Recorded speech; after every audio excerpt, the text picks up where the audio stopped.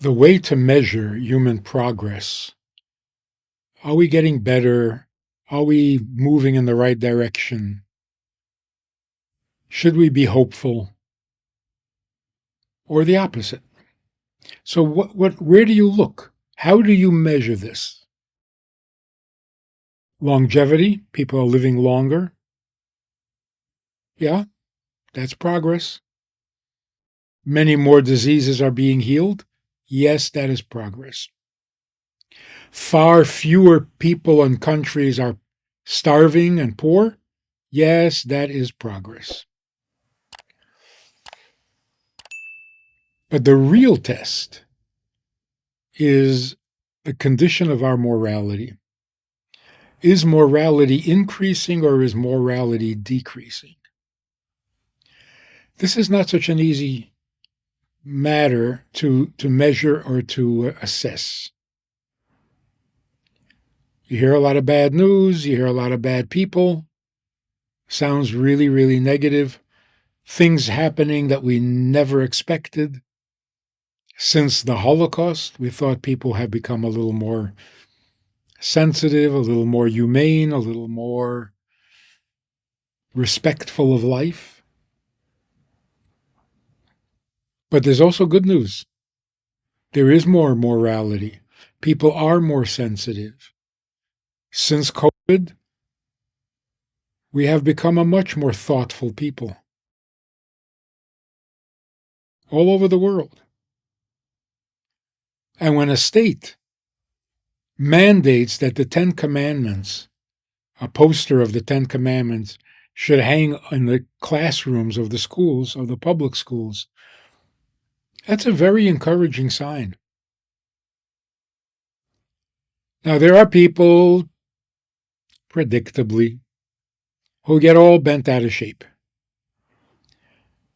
Somebody online said, forcing religion down the throats of our children. This hype gives you away. Nobody's forcing anything. Nobody's even thinking of forcing anything. And also, it has nothing to do with religion. The Ten Commandments has transcended any particular religion.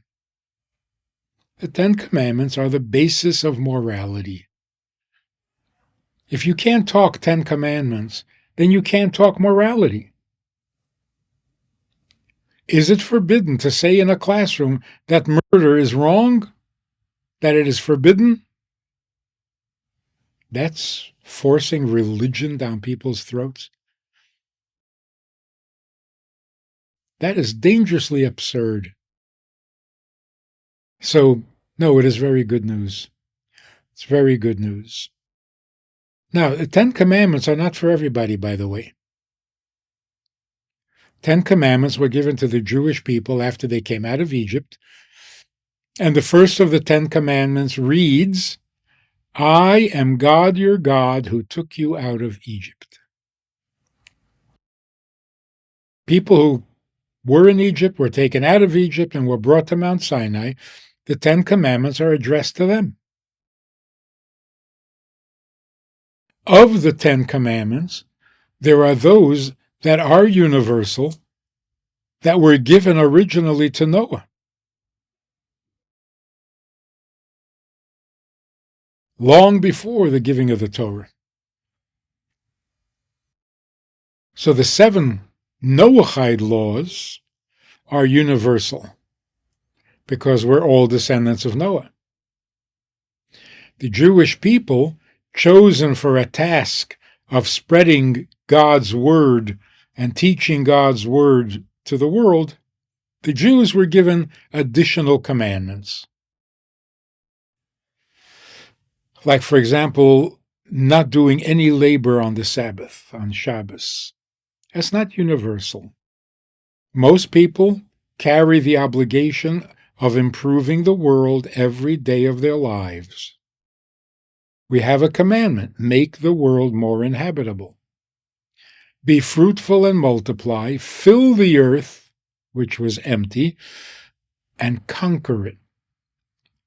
Conquer it means harness nature, bring out the best in nature, make life more livable on earth, God's earth, because by nature it's very difficult. So we had to learn how to make fire, we had to learn how to discover the wheel, and so on and so forth. And every day of your life, you do something constructive that makes the world a better place to live in. Taking off on the Sabbath and doing nothing constructive is an unusual exception given to the Jewish people. But the Ten Commandments symbolically remind us of morality, right and wrong, divine purpose. That is not any particular religion. That's what we depend on for life to be livable. And so, yes, it is very good news. Every state should maybe not legislate, but certainly encourage. Ten Commandments should be familiar to every child. Because the average kid on the street today doesn't know what the Ten Commandments are. Like, they can't name them. They don't even know what the Ten Commandments are supposed to be.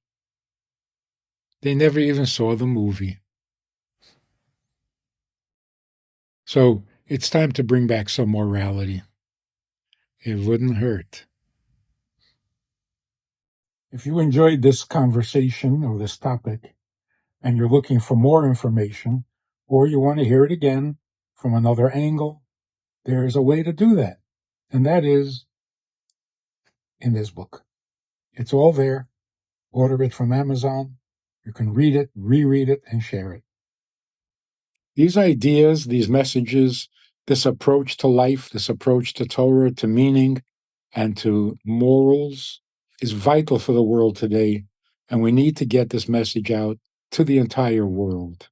It is universal, it's essential, it's indispensable. To support this effort, if you want to be a partner in this crime, check out the link and make a donation. It really helps a lot. And thank you in advance.